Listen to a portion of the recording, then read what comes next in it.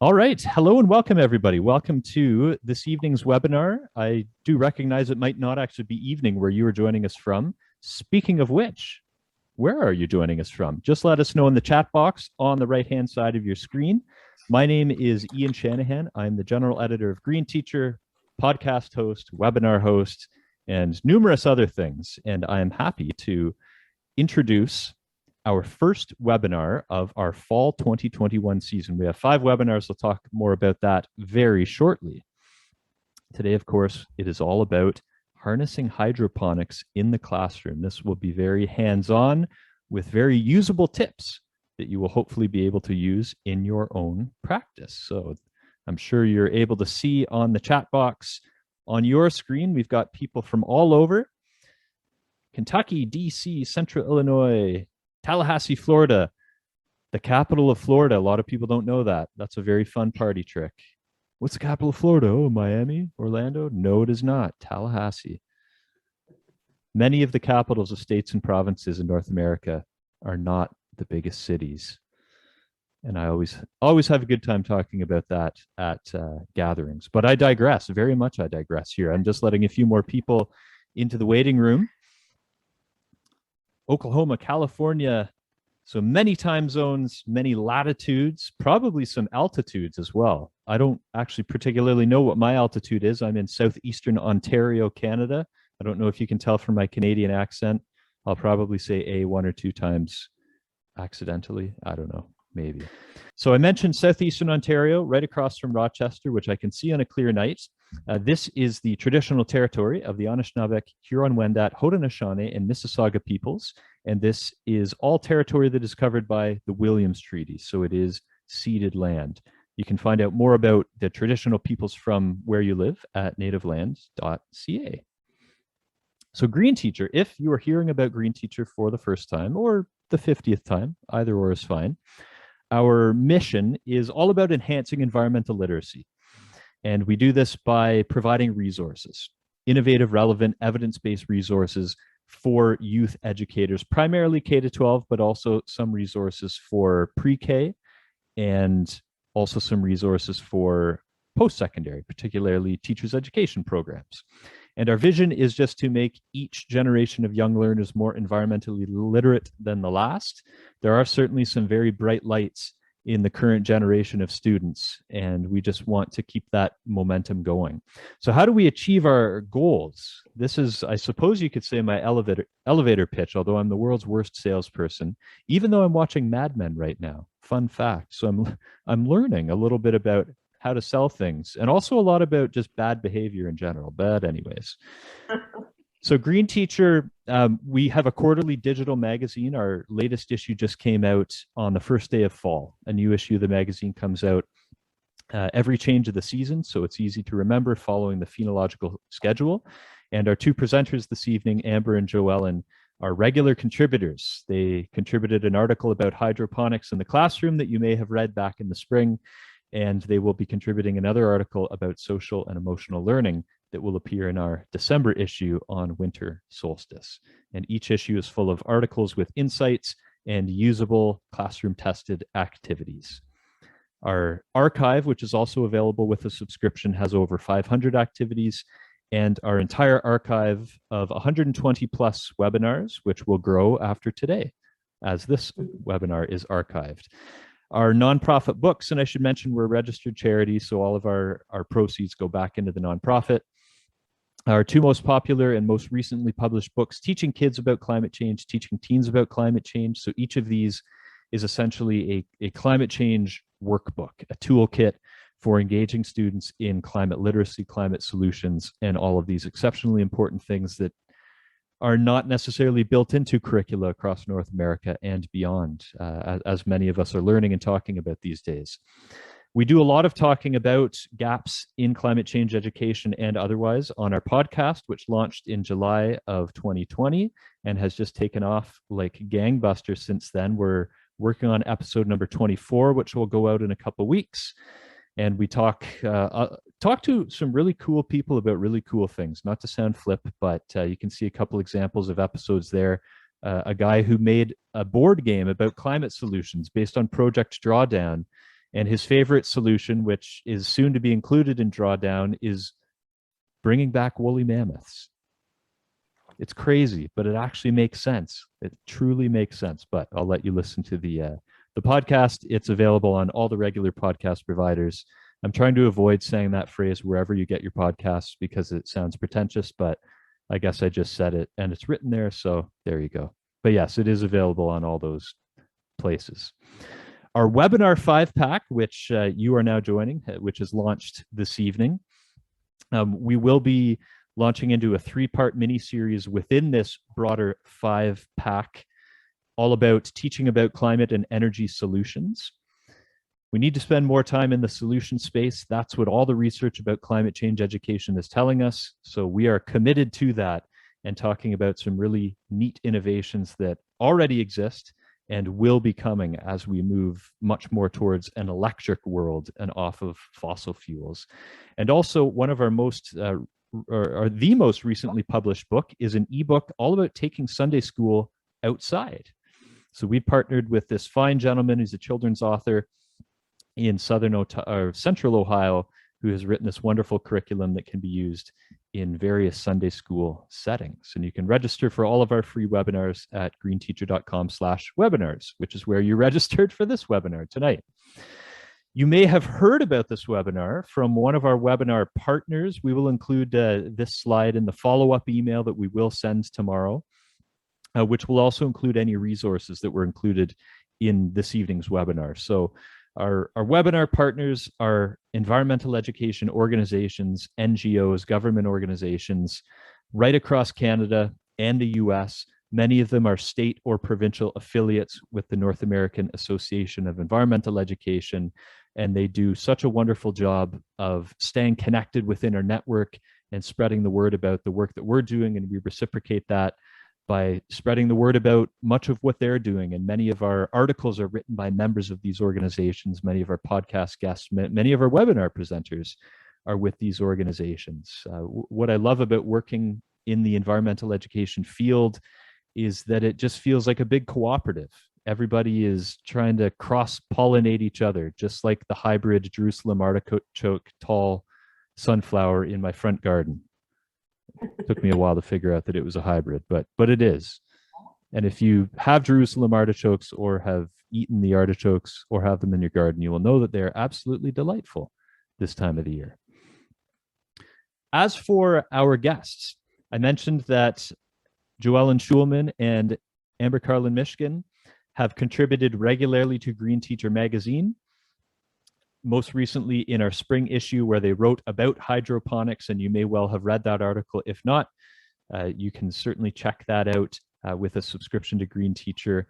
They also are the founders and the dynamic teaching duo behind Rootprint New York. And needless to say, a name like Rootprint, plant-related, we're talking about hydroponics, it all fits in together. They also presented last spring a webinar, which is in our archive, about incorporating the UN Sustainable Development Goals into teaching. We're very pleased to have them back to begin our fall webinar season. I will now pass the virtual baton to JoEllen and Amber. I will unshare my screen so that they can share theirs. And I will sit back and let them run from here. And welcome again, everybody. This is going to be fun. That was quite an introduction. Thank you, Ian. We're very excited to be here. Okay, so without further ado, we're going to jump straight to our agenda. JoEllen and I have kind of tried to put together a short but sweet evening for you, where we will discuss with you why hydroponics. I mean, you could use any tool really to talk about climate change, or you could grow a plant pretty much anywhere, but we believe hydroponics is uniquely positioned to bring about all sorts of learning opportunities, and we're going to dive into that tonight. We'll give you some ideas on the systems that we love. We have been trying out systems over a course of many years. We have so much information to share with you. We've selected a few to give you a kind of a foundational group of systems that you can use tonight. And then we will outline the path forward. How do you get started bringing hydroponics into your classroom? We will go through all of the fundamental steps. got a quick glossary and checklist that we've put together for you. There's some terms that people throw around in hydroponics. We just thought we would go over them so that we're all kind of, talking the same language. And then we will talk a bit about how to go beyond the basics. Once you've got farming up and running, what do you do after that? Well, you are ready to grow. So that's what you are in, that's what's happening tonight. So my name is JoEllen. I'm super excited to be here tonight. I love working with Amber. We've really we're kind of geeks about hydroponics, to be honest. I've been teaching for over 24 years. I'm a science specialist in an elementary school in New York City. I also worked as a science coach, working with other science teachers, helping them kind of craft their practice as well. And I have a large scale lab in my room, and Amber will tell you where that comes into play. But with that lab, I started putting smaller systems in first a special ed classroom and then in some other classrooms. And that kind of brought us to this article and this point. It was a big aha moment. And so we took that, and that was kind of the impetus for forming Rootprint NY.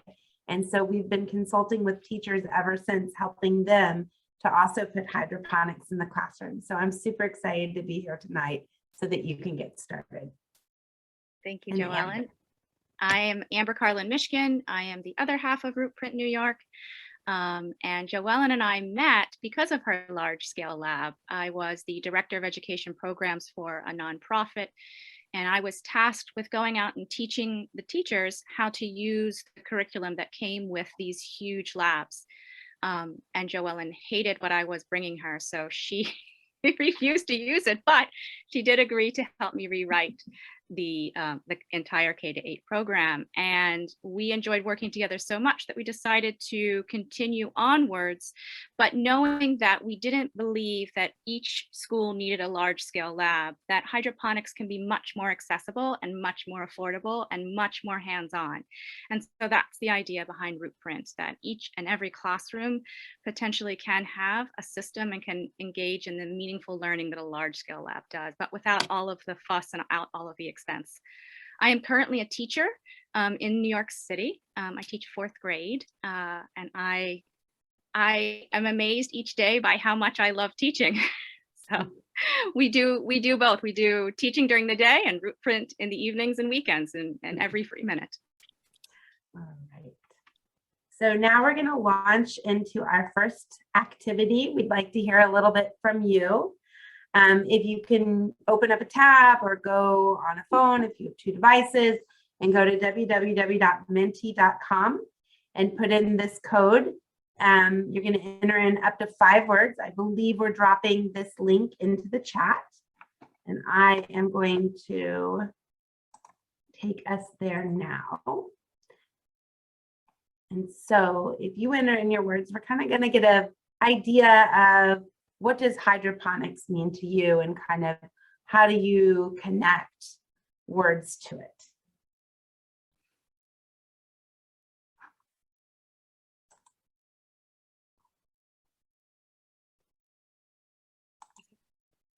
Right.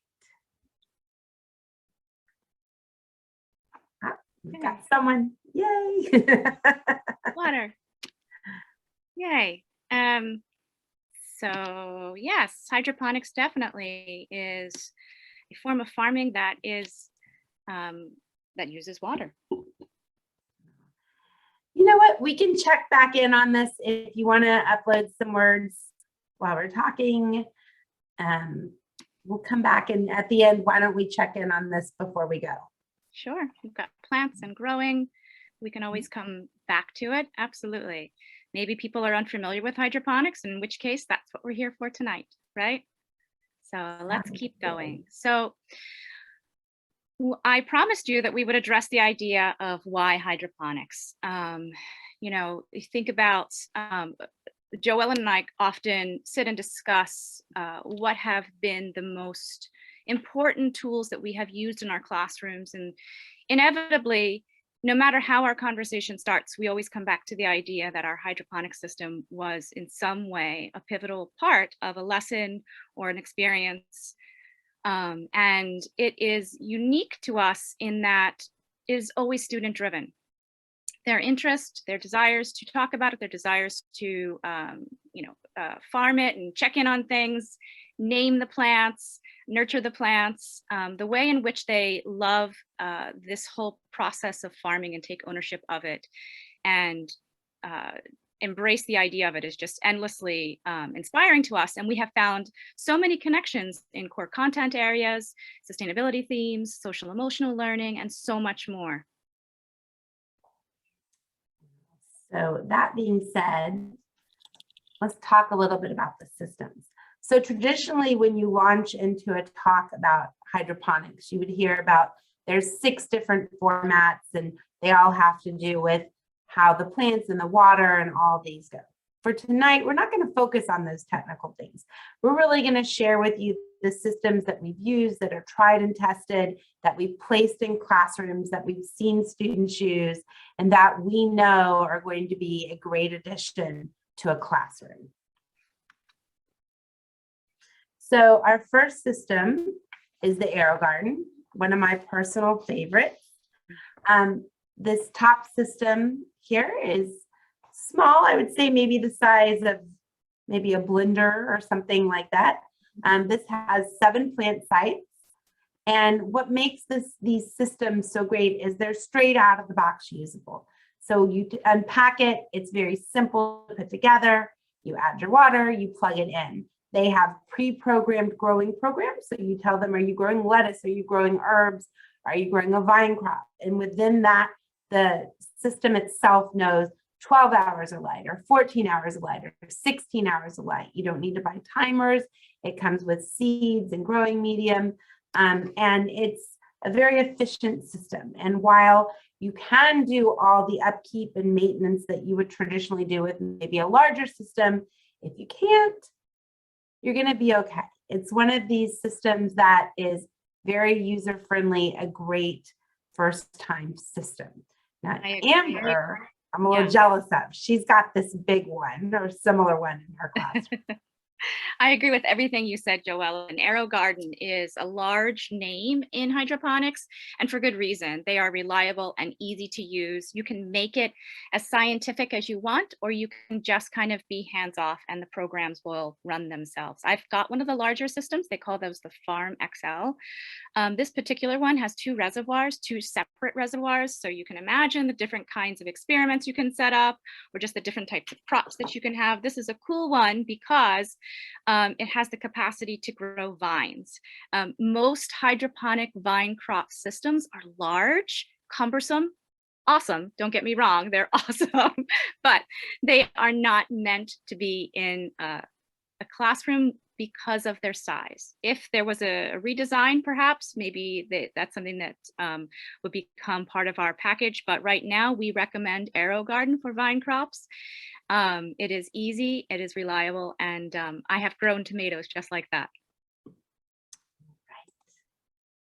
Okay, so the next one is, I hope you can make out what's happening in this picture. This one is a nutrient film technique method, which is one of the most popular commercial farming designs. There's a panel that's kind of slanted a little bit, and the water flows down with gravity and then just cycles back up. There's a pump inside that reservoir. This particular one has been redesigned so that it can sit on a tabletop or a desktop, as it were, and it is wonderful. It is by a very well-known manufacturer.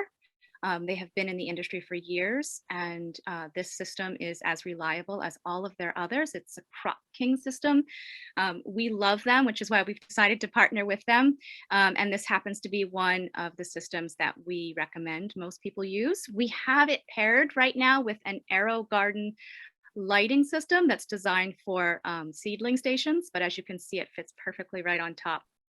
And you can grow all of the things that you would grow in an NFT. You can grow leafy greens. I think right there are, this is JoEllen's trial run, and she's got some herbs and she's got some lettuces growing in there. My stick bugs are enjoying that lettuce right now. Oh. This is another favorite system of ours. This is the Tower Garden. It's an aeroponic system. So water is pumped from the reservoir up through the middle, and then it kind of mists and drips its way down the channels, hitting each kind of offset planting site. Now, this is one of the larger systems that we would put in a classroom, but what makes it so perfect is it's got a very small footprint. It's maybe a 2 foot by 2 foot footprint. It's great for a larger class, and it's a powerhouse. It comes, or you purchase it with these lighting fixtures. They're LEDs, so very efficient. It has an internal timer, and because of the reservoir capacity, it can easily make it through some of the vacations and breaks. It's one of our favorite, and Amber, once again, so lucky, just got a grant, and she got 3 of these that she has farmed out throughout her school. Yeah. And so together, just really quickly about that grant that I got from my school, the upper grade classes in my school are now farming for production. We are farming to feed ourselves, our community of families, and we are also putting together a calendar of regular donations to local food banks and community fridges.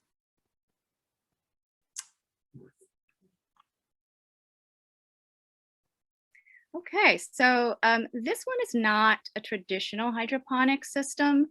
It does not have a pump. It's what's known as a passive system. We just wanted to show you that while you can certainly buy these small scale systems and they're not too expensive, you can also make systems. And we actually do this every year with our kids. We love this. This is the Kratky method. It's just a net cup sitting on top of a mason jar. The roots grow down into the reservoir. And that is it. It's great for experimenting. You can send it home with the kids and they can have their own hydroponics on their windowsill. It just has so much potential. I know JoEllen does some engineering tasks with it. You know, she's ever the scientist in all of her endeavors. And they're just really fun way to get kids feeling like this is something that they can manage and handle. And it's also great for families. It's a way to connect the classroom with home. So you might be wondering, what's right for me? You might be like, oh, I like them all. So we kind of have this checklist. So when you start thinking about adding a system to your room, you really need to kind of look at your room, much the way a designer might look at it, right? Where are my electrical outlets? Do I have a water source? What would be the nearest water source?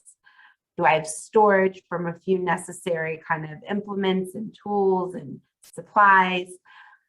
Where is my budget, right? Because there are a few things that you will have to purchase along the way.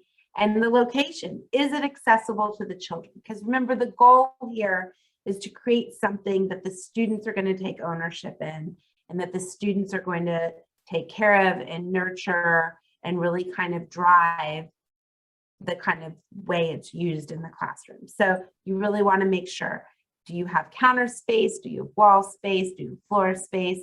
So these are just a few things to really think about first before choosing a system. But with that said, JoEllen and I have created a map that we use with our clients. It just kind of breaks it down into some manageable steps and takes you from the process of hydroponic selection to using it in the classroom for meaningful learning. So the first step is, as JoEllen said, to survey your room for the space and water sources, electrical outlets, all of the basics. So once you have an idea in your mind what you can fit, then we have another great resource for you. On our website, we have a bunch of system reviews where we have tested out all of the systems we've shown you today and even more. We also, if you're having a hard time deciding, reach out to us. We often kind of help schools map out plans and consult on kind of what needs to happen. And so we're happy to be a resource to the Green Teacher readers as well. And then it's really just about getting your system set up. A lot of the systems that we select are, they're out of the box ready. They don't require too much on your end. It's just kind of follow the instructions and plug it in. And then at that point, you're ready to start your seeds. Yeah. And so then we like to make things simple. you should really start out just with the farming, thinking about teaching them about plant life cycles, farming, taking care of it, noticing, observation. And so we've come up with a quick 5-lesson primer that takes you all through seeding to harvest. It is what we consider a really strong farming intro. It's got places for the kids to respond. And we'd like to offer it tonight to all the Green Teacher readers for 20% off, should you choose to get it, but feel assured that you can absolutely pull this off without it. It's just, we would like to, if you're interested, we're here to help either way. And in that intro, I think JoEllen will agree with me. One of the most important things is figuring out ways to get the kids invested and involved. We believe that it happens naturally, and I have not found a teacher who disagrees with that.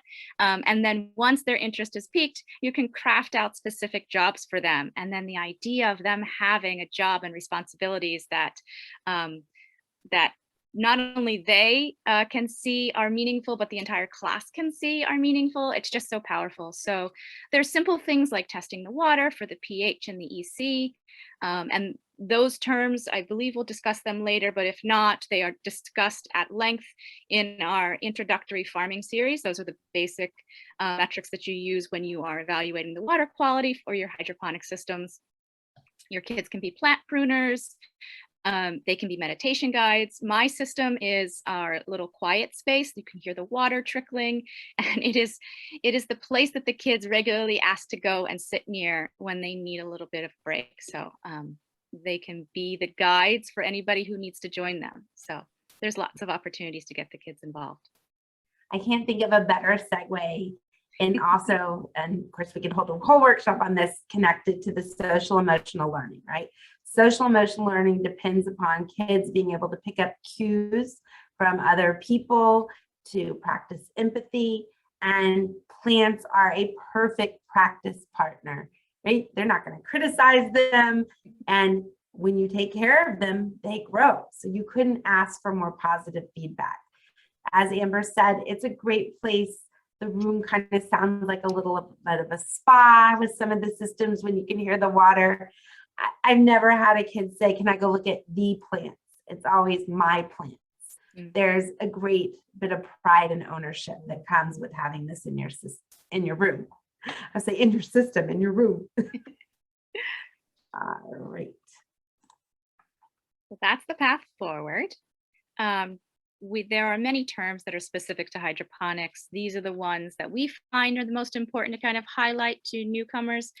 One is the idea of growing in a particular media. These substrates for hydroponics are intended to give the plant some structure so that the roots can kind of, they grow through it, and then they go into the water, in whatever form the hydroponics are designed to give them water. There are several types of grow media. The systems that we selected for you either have a partnership or a particular media that they suggest, or they just send it with the kit. But some basics are rock wool, oasis cubes, cocoa core, compost bark. Those are some common terms that people throw around. The reservoir is the heart of the hydroponic system. It's where the water resides. It's where all of the magic happens for the hydroponics, for the plants. Light duration. Every time I think about hydroponics and how cool it is, I think about light duration, because one of the things with plants, and JoEllen has some information I'm sure she'd like to share. The idea of farming inside means that you can control every piece of the farming process. You can give plants as much light as you want or as little light as you want, and that can be an experiment in and of itself. If you choose to give your plants more light, they will take it and love it, and they will use it. And I always think about the plants in Alaska. JoEllen introduced me to one of her friends, and in fact, we have a few schools in Alaska. But JoEllen, tell everybody what happens to those farms up there. Well, I have to give a nod to my Canadian friends too, right? So yeah. The closer you are to the Arctic, you have these short growing seasons, but you have these tremendously long days of light. Consequently, their state fairs or province fairs produce these enormous pumpkins. We're talking 2,000-pound pumpkins and cabbages that are bigger than a child and zucchinis that look like they could be baseball bats. They just don't know when to stop, right?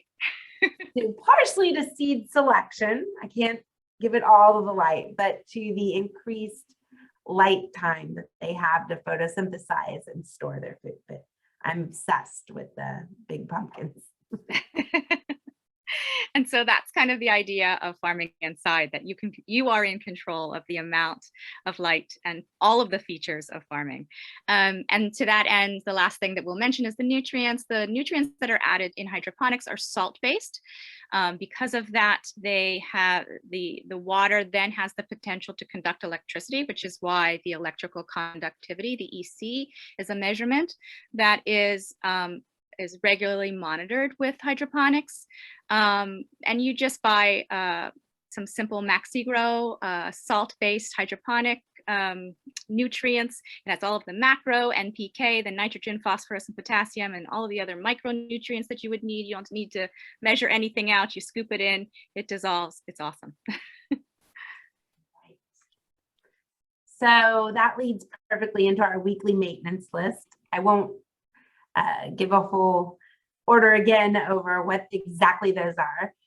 But so the EC, or the nutrients, can be tuned up depending on whether you want them to bloom, whether you want them to develop leaves, but it's all that NPK ratios. But for the kids' sake, it's a really great practice of charting and looking for trends and patterns of how it's changing.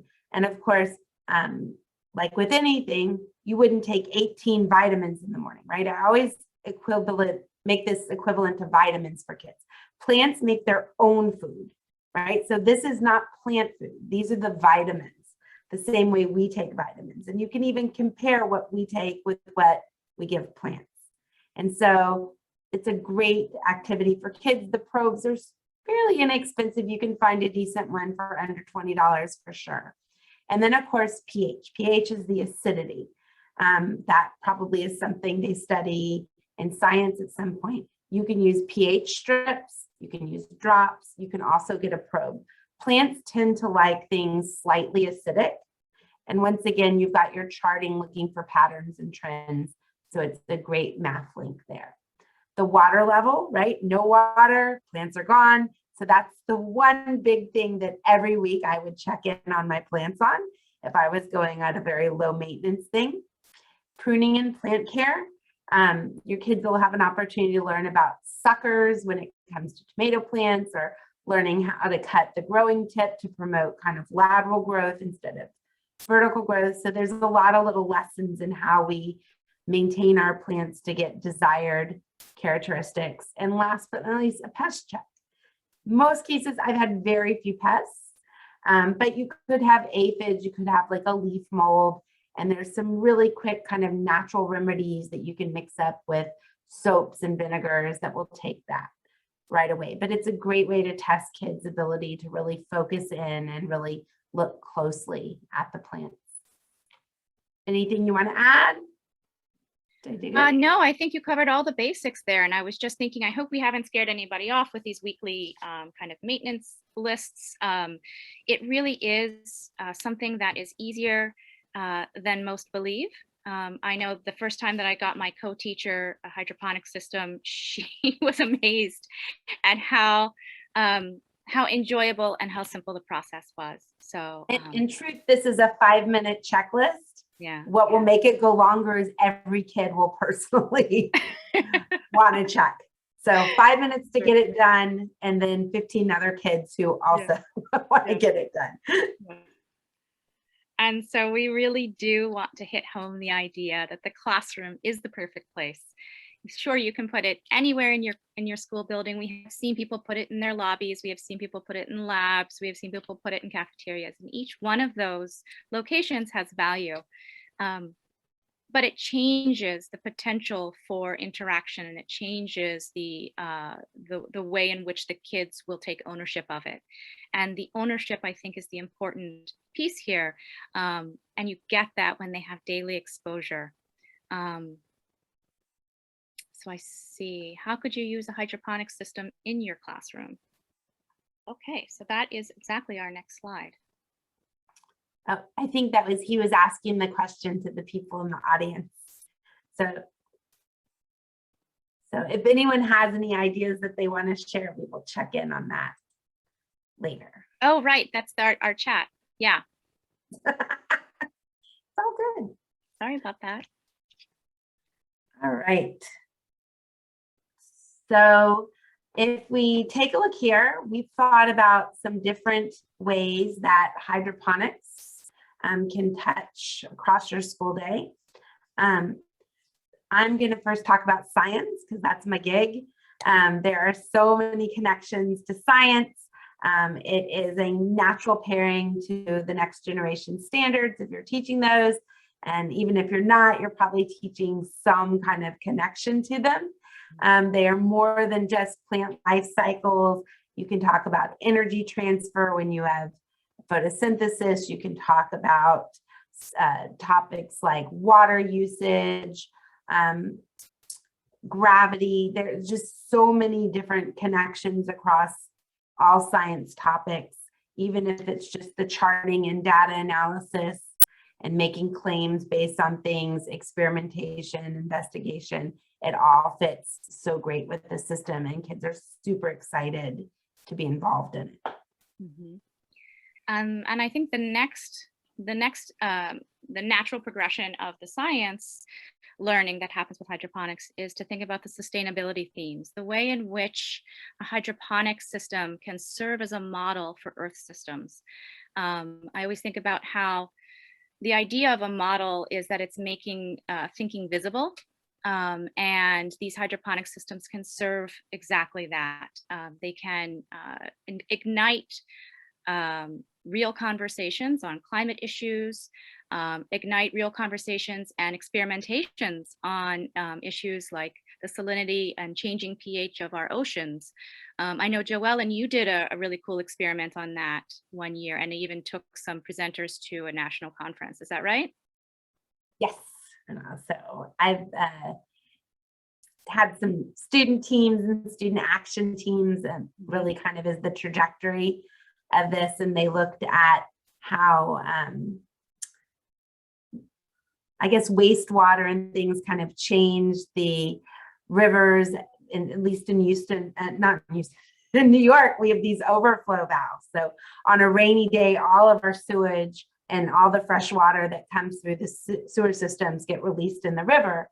And the Hudson River is brackish, and that leads to the Hudson estuary. And so when we have these storm drain overflows, it kind of changes the salinity, and it can change how the plants are doing, how the animals are doing. And as we see that happening more and more, there might be a longer term.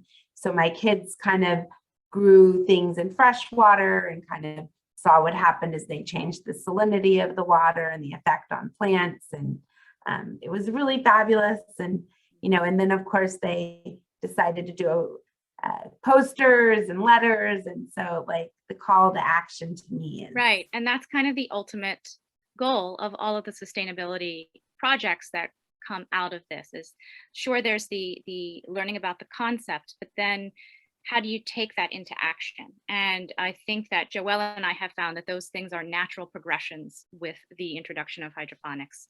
And with that in mind, I'm a classroom teacher, which means that I teach all of the subjects, English, math, science, social studies. I do it all in my classroom. And I have found endless ways to connect the hydroponics from, obvious ways. We write poetry, we do botanical drawings. I have found ways to use it in math lessons. We've done some creative fraction lessons using our hydroponic systems. We have we've done some social studies units where we have kind of dove into a particular diet of a culture and then grown plants that kind of make sense for that region. It has been, it's just been endlessly rewarding across all of my core content areas.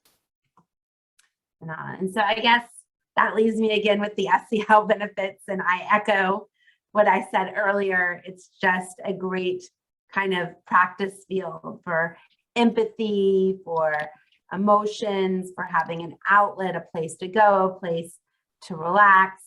It's really kind of, plants make you feel good. And what could make you feel better than having a natural kind of salad bar in your room? You can nibble, you can talk, you can raise. It's a great thing to have.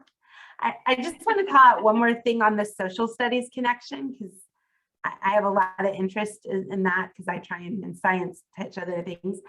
If you grow herbs, you can dry them. You can talk about food preservation and things like that, because we know as people explored, they didn't always have access to fresh foods, or over winter, they didn't have access. And so you can show them all the ways that we preserve food. And so that's, to me, one of the best social studies connections.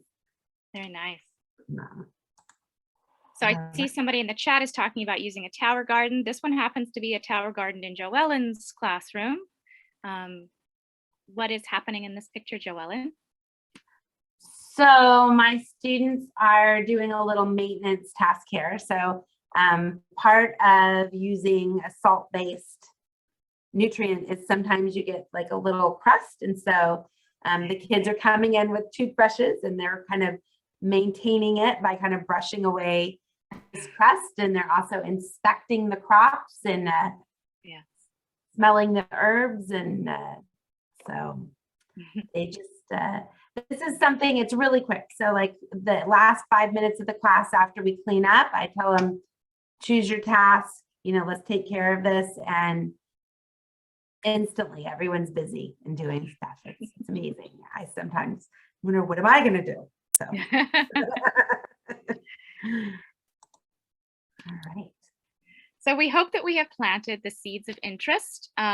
This picture is a really sweet one to both of us. This happens to be a picture of a marigold that was grown from seed to seed. Marigolds, by the way, are a pretty easy crop to grow in hydroponics, and they're so rewarding because you can take them through the life cycle many generations over, and it feels just so wonderful to do that. So we hope that you have grown some ideas on how to have hydroponics in your classroom. We really believe that it can be in every classroom everywhere. All right. And last but not least, we hope you are ready, set, and feel like you can go, and we can all start growing together. I know, cheesy. That's all right. That's what makes you you. So, the kids don't think that. They think that. So I see a lot of great things in the chat here. The school library, I think it's a great place. I mean, slightly different from a classroom in that I don't know how often they're in there, but I would say put one everywhere. Everywhere. Because it'd be a great thing. Maybe they could research seeds that they want to plant and try them out. I will tell you, not every seed is perfect for a hydroponic system. You can grow anything, but you can't grow everything to harvest just due to the size and root space and, how thick some stems will get. But try everything. Yeah, try everything. There's another one about connecting outdoor to indoor. And that's something we do at my school. And I think Amber, your school has an outdoor garden as well. Yeah. It's a great place, especially if it's really cold, to early start seeds so that when it's time to go outside, you can plant them outside. If you're doing that, you do want to think a little bit more closely about the medium you're growing in. Rock wool, which is a great medium, doesn't decompose readily in the soil. So you can absolutely transfer them, but just when you reset for the next year, you might want to kind of break out the rock wool or break it up small enough, because it is rock. So it will have kind of minerals in it that could enrich the soil, but you'd have to physically kind of break it down a little bit. Amber, did you already respond about drought education or? I did not specifically. I think that's an amazing idea. One of the things that's happening right now is hydroponics is exploding all over the place. There are so many models for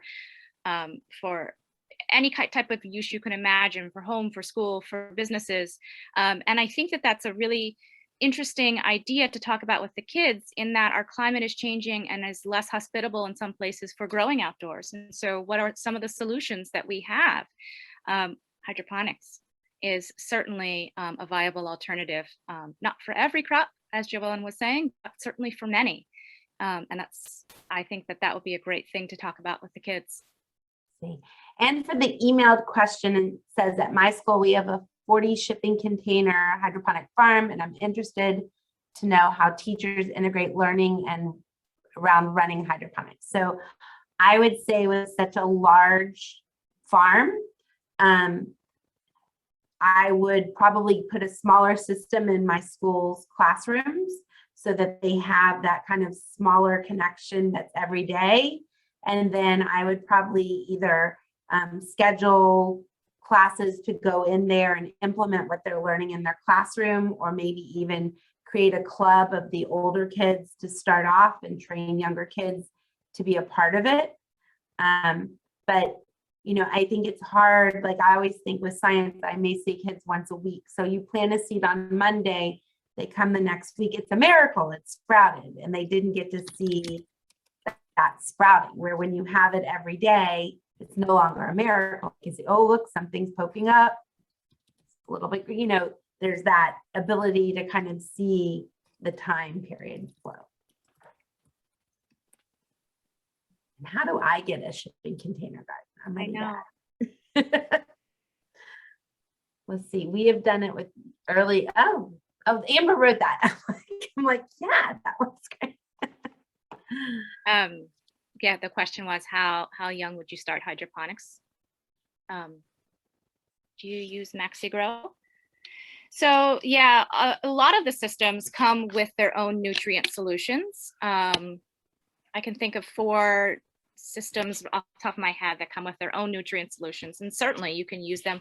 We always suggest using the manufacturer provided solutions with the instructions, because then it's less waste. And then once you finish that, then go on to MaxiGrow. I'll be honest, I donated my tower garden nutrients to another school building, and I used MaxiGrow because the measuring and mixing just. Yeah, they separate things out, and you have to kind of think about what you want to do. MaxiGrow is nice because it's just simple and easy, and it has the recipe is suitable for a wide range of plants. I'll create a concentrate of my MaxiGrow and kind of keep it in a bottle, and then I just measure it in, and it's something kids can do, right? Mm-hmm. And there's grants out there, you know, Whole Foods has some grants with the Whole Food Foundation. And if you look around, this is something that's very desirable, and a lot of people are looking to fund it. DonorsChoose.org is a great resource if you're a US based teacher. I don't know if there's an equivalent in Canada, but you know, you can get started for, I would say, with the right system, even under $200 easily. Well, that timed out very nicely here, 25 past the next hour. So just before we sort of formally wrap things up, I've just added into the chat box a feedback survey. It's just a Google form. It only takes 2-3 minutes to fill out. And if you do fill it out, you will be eligible for one of 2 free subscriptions to Green Teacher. I mentioned before that we publish quarterly, so each issue has 10 to 12 articles with insights, activities, tested lesson plans, and you will see some of Amber and JoEllen's work in that. Our archive is 500 articles and growing, plus all of the webinars. If you don't have a subscription, probably the easiest way, just talk to your school district, your school board, or the organization that you're part of, and just ask them to get a bulk subscription. That's the easiest way. That way, just everybody in your school, your district has access to it. So I've just included the information for that as well in the chat box. And if you do subscribe, you'll be able to see Amber and JoEllen's next article, which digs more deep. I said I wasn't going to use a plant pun, but I just did. It digs more deeply, just like a trowel into a garden, into the particulars of connecting this all to social and emotional learning, which is certainly something that is getting the attention that it needs now in a lot of educational circles. So you can look forward to that on December 21st, the first day of winter. Not that I particularly want to think about winter right now living in Canada, but hey, that's just how it is. And if I didn't have 4 seasons, I would probably miss them. So there you have it. Well, this has really been fun. A great way to kick off our fall webinar season. Thank you so much, Amber and JoEllen, once again for sharing your insights and your passions through this medium as well as through your articles. And we look forward to what more you are able to share as time unfolds with us. Thank you, Ian. This was great. Have a great evening, everyone. Wishing you a great school year.